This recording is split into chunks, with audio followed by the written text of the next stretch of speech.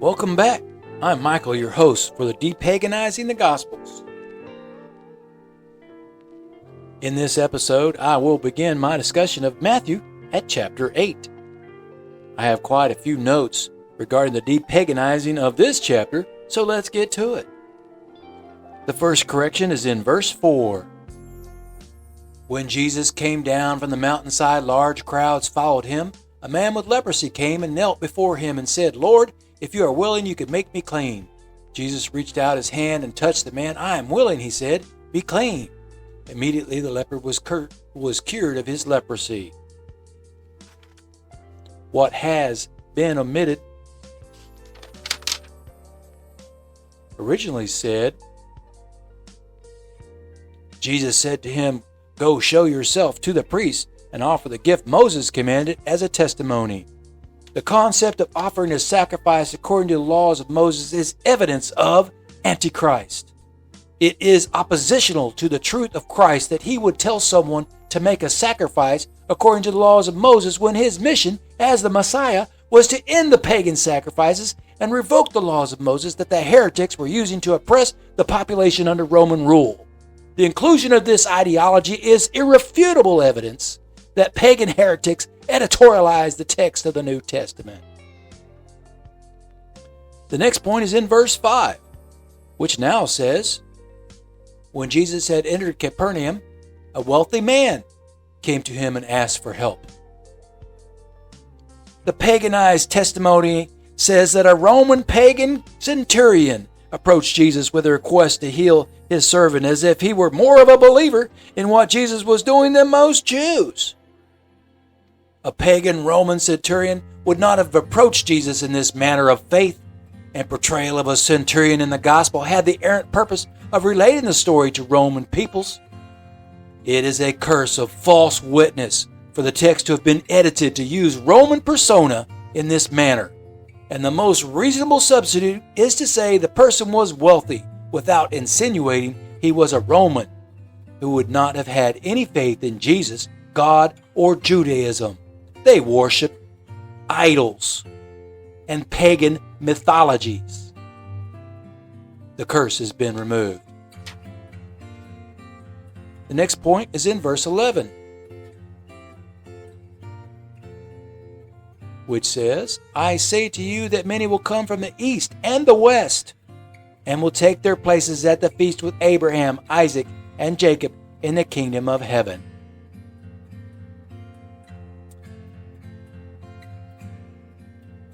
This prophecy is evidence that the United States is in fact in biblical prophecy, despite there being pagan heretical theologians, some of them with doctorate degrees, who claim otherwise.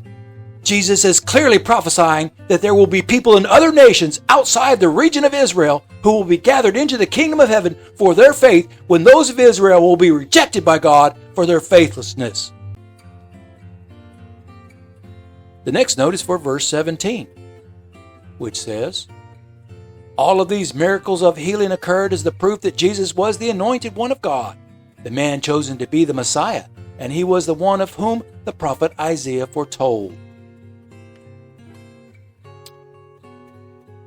The reference is to Isaiah chapter 53 verse 5, which has relevancy in this case.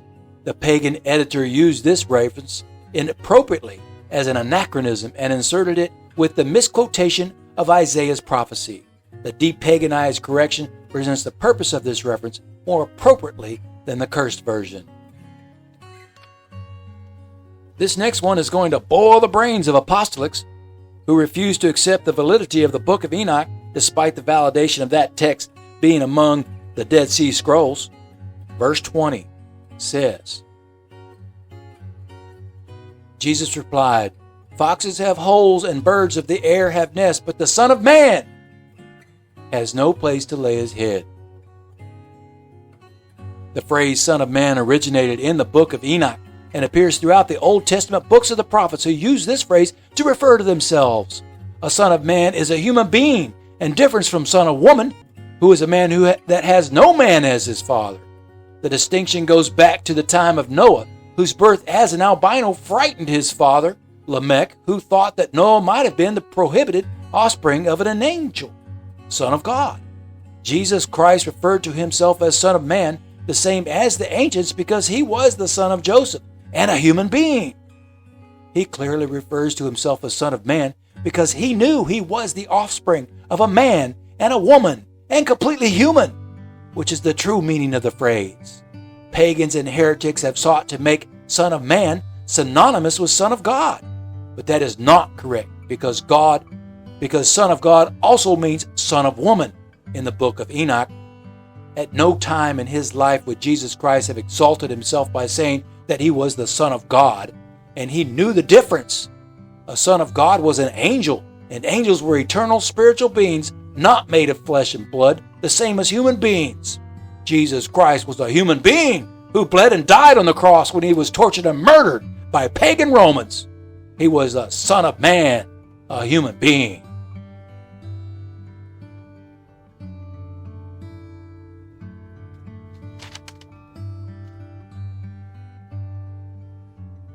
The next note is about verses 24 through 27. This is the story of how a storm came up and Jesus woke up because Jesus slept. He was a human being and he was sleeping, and they woke him up and they said, "Hey, we're going to drown." And he said, "Why are you so afraid?" He replied, "Why are you so afraid? Have you no faith?" Then he got up and prayed to God, the Father, asking for the seas to be calmed. As soon as he had spoken, the waters and the winds became calm. The men were amazed and asked, "What kind of man is this? God hears his prayers and responds without delay." Jesus did not have the power to calm the seas because he did not receive the power of the archangel Uriel, who governs the nature of winds, the seasons, and the movements of the planets. It was a pagan who fraudulently gave these powers to Jesus in the story, but Jesus would have had faith to pray and ask God for this miracle. The message in this passage is about having faith, not that Jesus had powers of sorcery or magic as pagans erroneously believed and fraudulently portrayed by these falsifications in the testimonies.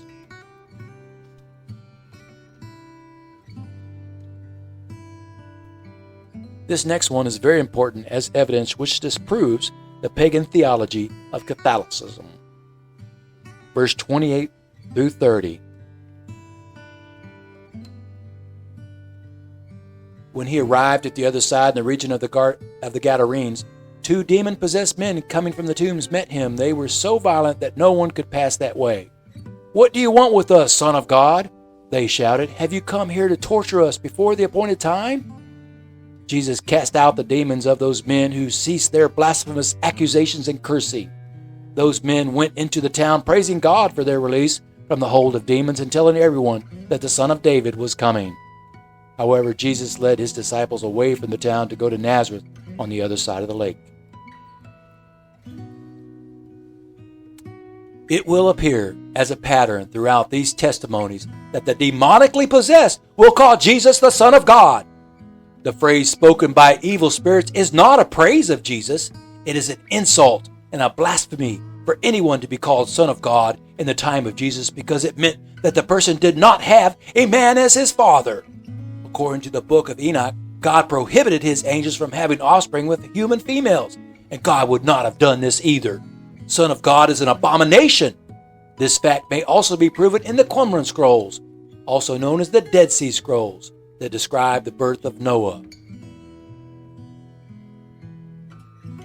The demons are referring to Judgment Day as described in the book of Enoch and the Revelations. Satan and other demons know about Judgment Day because all the fallen angels and the spirits of their offspring will be condemned to remain on earth until the great day of judgment, when God will punish them along with the souls of sinners in the chasm of fire. Pagan heretics did not read the book of Enoch, so they did not know the relevancy of the statements the demonically possessed were making.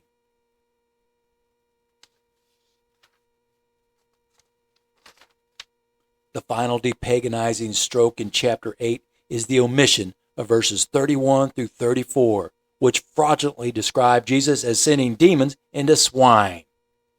The herding of swine was a European practice, and Semitic peoples herded goats. there would not have been a herd of swine being tended by anyone in this region then any more than it is likely to occur today.